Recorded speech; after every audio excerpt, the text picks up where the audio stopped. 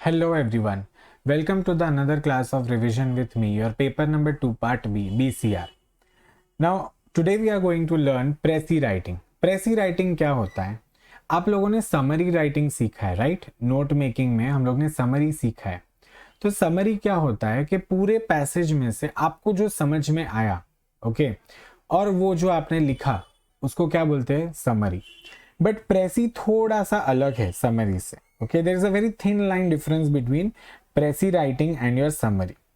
पहली बात तो प्रेसी में भी क्या करेंगे वो लोग, आपको एग्जाम में एक पैसेज देंगे, वो पैसेज को आपको पढ़ना है. ओके, जब तक आपको नहीं समझ में आता ना कि वो पैसेज में क्या बोला है, तब तक आप उसको पढ़ो. ठीक है, एक बार दो बार, ओके, उससे ज्यादा टाइम मत लेना. सो एक दो बार अच्छे से पढ़ो और उसको समझो कि पैसेज में क्या बोला गया है. ठीक है, उसके बाद सबसे पहले चीज हम क्या करेंगे, एक टाइटल सोचेंगे. ठीक है, so the most important thing in a precis is कि तुमको अच्छा एक टाइटल देना है. ओके, उसके बाद मोस्ट इंपॉर्टेंट इंफॉर्मेशन जो होती है कि फॉर एग्जाम्पल एक पैसेज है, उसमें उन्होंने कुछ बातें बताई है. ठीक है, तो सारी बातों को हमें उसमें नहीं लिखना है आंसर में. ठीक है, प्रेसी जो आएगा ना उसमें क्वेश्चन में ही तुम्हारा आंसर होगा. ओके, तुमको क्या करना है, क्वेश्चन को पढ़ना है, उसमें से जो भी इंपॉर्टेंट इंफॉर्मेशन है उसको सिलेक्ट करके वर्ड्स को कम करके. Okay, precis is also short. Precis मतलब प्रिसाइज, जो जो इंपॉर्टेंट इंफॉर्मेशन है उसको एकदम शॉर्ट वे में लिखना है. क्लियर हुआ?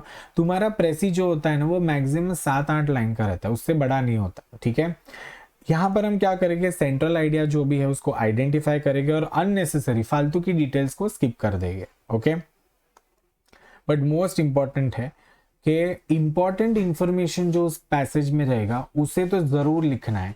फिर तुम उसको अनइंपॉर्टेंट या अननेसेसरी में मत गिनना. ओके, फिर क्या करोगे, ऑब्वियसली टाइटल दोगे और एक ही पैराग्राफ होता है.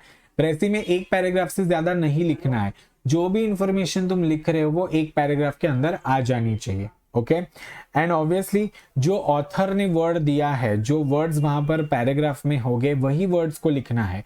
तुम अपने मन के वर्ड्स नहीं ऐड कर सकते. ओके, प्रेसी में तुमको जो भी पैराग्राफ में या जो भी क्वेश्चन में दिया है उसी को ही यूज करके तुम्हें लिखना है. क्लियर हुआ?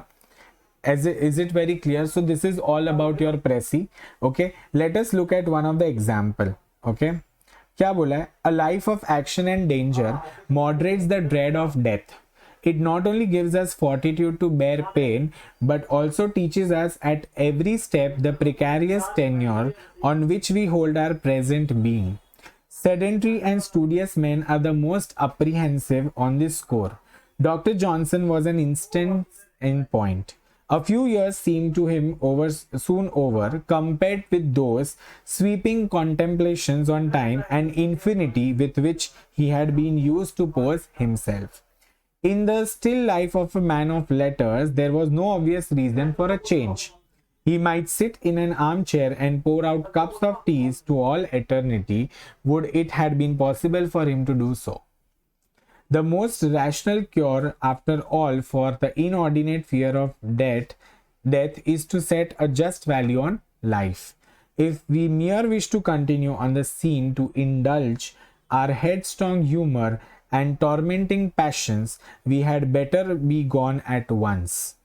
And if we only cherish a fondness for existence according to the good we desire from it, the pang we feel at parting which it will not be very severe. तो यहाँ पर पूरे paragraph में किस चीज के बारे में बोला है?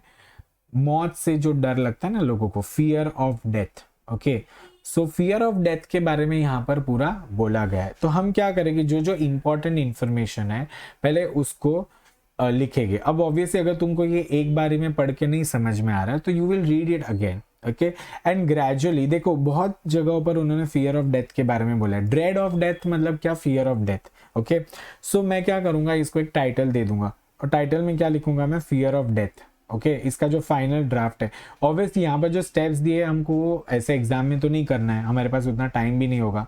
सो हम फाइनल ड्राफ्ट में क्या करेंगे, एक टाइटल देके और जो जो इंपॉर्टेंट इन्फॉर्मेशन है उसको लिखेंगे. तो देखो, if we lead an active life facing dangers we will fear death less. Okay, people who lead a lazy and peaceful life fear change and are most afraid of death.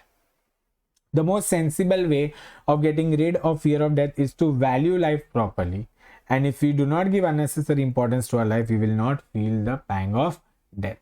Is it clear? So ऐसे ही करना है, कोई भी question आए पहले उसको पढ़ो, अच्छे से टाइटल दो, जो जो इंपॉर्टेंट इन्फॉर्मेशन है उसको लिखो, और हो गया तुम्हारा प्रेसी। क्लियर? एग्जाम में 5 मार्क के लिए आता है, बहुत ही सिंपल राइटिंग स्किल है, अगर आए तो छोड़ना मत।